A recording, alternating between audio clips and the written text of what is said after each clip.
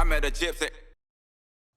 Yeah, and I'm not sure exactly how you get that ride. Always I think it's not always just down to like your talent or Well, I think there's results. so many factors to it. Like there's riders that are super young and then show a lot of talent, and they're like not super consistent in a season. Like Quartararo, like he went out and won 2 races, and then Yamaha and that Petronas team were like, oh, we see something, and they were right. They took him and he killed it. But it's not like he didn't win the championship in Moto2, So, but for me at this point, I think what I have to do is win, and it's not even like again now, like it's not for that ride, it's not for MotoGP, it's just for me. I just want to win the championship. So, How frustrating was the whole Trackhouse deal? yeah, it was weird. Yeah, because it felt like it was going in that direction. Like it was seeming like we were gonna move up, but yeah, I don't really know what happened, to be honest with you, man. Like there was a lot of discussions and things going forward, and it seemed like it was gonna happen, and at least that was what was told to me through the people around me. I wasn't really super heavily involved in all the discussions with the team and stuff like that. I left that to other people, but the kind of word I was getting back was, that all the people wanted it to happen. And it was distracting too, more just the media aspect to it, it was distracting. Like you'd have every time on a Thursday, I'd have an interview with TNT, and they'd always be asking me about it. Like, what's the news? Is it happening? And that's part of the job. You got to know how to deal with that stuff, which I hadn't been in that position for. Yeah, for sure. So it was kind of a learning thing for me. But it definitely, like, I think if you look at the way the season went, my season started really strong. Agura's didn't. He was actually not that strong in the first part of the year. He kind of built his season up, and then when he got the ride, you could kind of see like he hit his like peak, and started riding really well. And that when you get that kind of confidence of like, oh, I've now moving up, it's like a validation of like your season and your riding.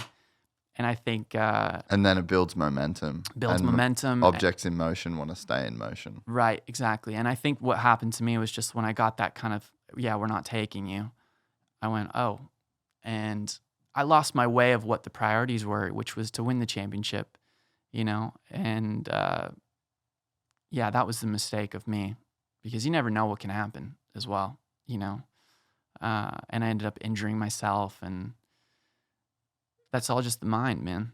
Just like your will, the way you approach these things. But I think injuring myself was good because I like realized all these things, I had a chance to like sit and look at all of it and go, okay, I understand where things went wrong. Yeah. And that was like, it wasn't good to base the season around that outcome of like, if I do this, it means I get a MotoGP ride. Yeah. It gave me a lot of confidence and like motivation, and it helped the riding for sure. But then when it went away, it was like, well, what the hell, and then it kind of killed that confidence a little bit. And yeah, it was a bummer for the team. I think I feel bad because I let the team down with that, putting all that outside noise and bringing that in. It was like we had something really good we had created, and but yeah, that's racing, man. The show goes on, and another year, another chance, another opportunity. Yeah. Yeah. I think from Trackhouse, just I think they missed the opportunity. Like obviously Agura's phenomenal talent, but I just think like in the big landscape of MotoGP, like bro, MotoGP is so fucking sick. Yeah, it is sick. It's very cool. So fucking sick. Yeah. Those bikes, those riders, the show, dude. Yeah.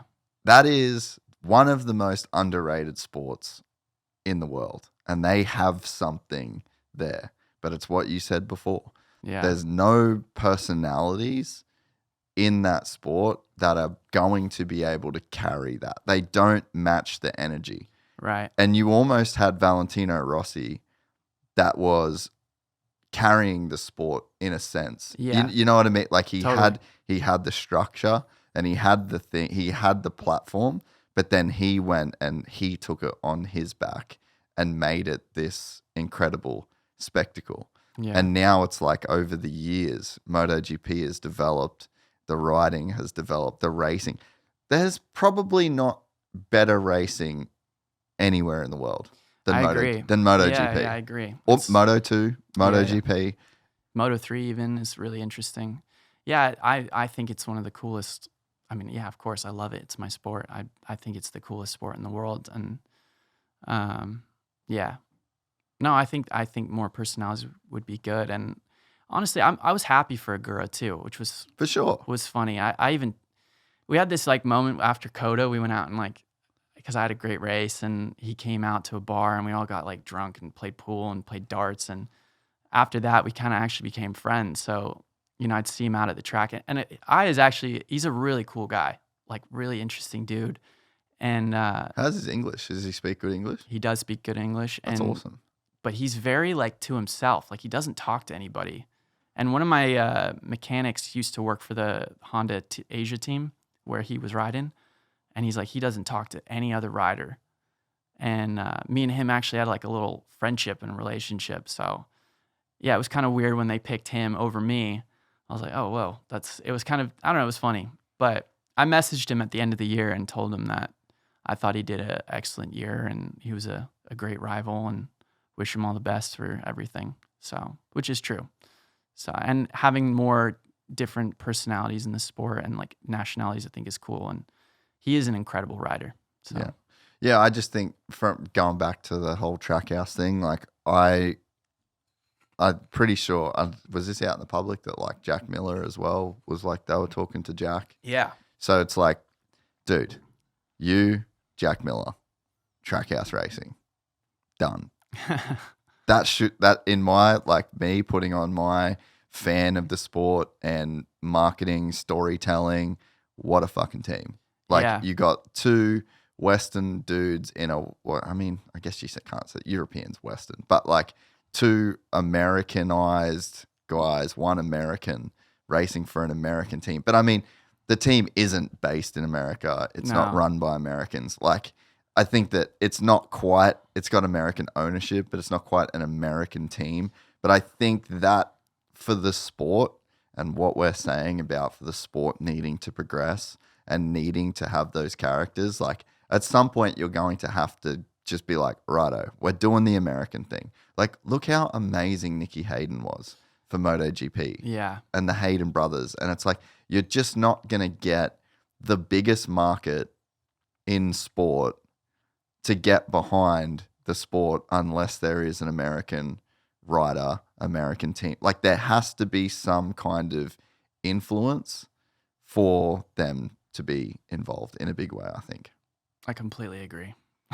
Like, it's just, and that's like the bare bones facts of the deal, like you're not going to capture the attention without that. And I just think that obviously there's a ton of, I don't know how involved Justin is in like making the decisions. Like, I wonder if I don't think he was that involved. I think it was actually more up to Brivio. Yeah. So. And that's where I was going with it, is like, you probably just need to have a guy, an American dude that's like calling those shots. But at first year, like, I mean, I get how hard it is to make it happen, but that's, in my mind, that's what needs to happen. Yeah, I don't know. At the end of the day, it's all like in the past. It's not really like much to do about it, I think.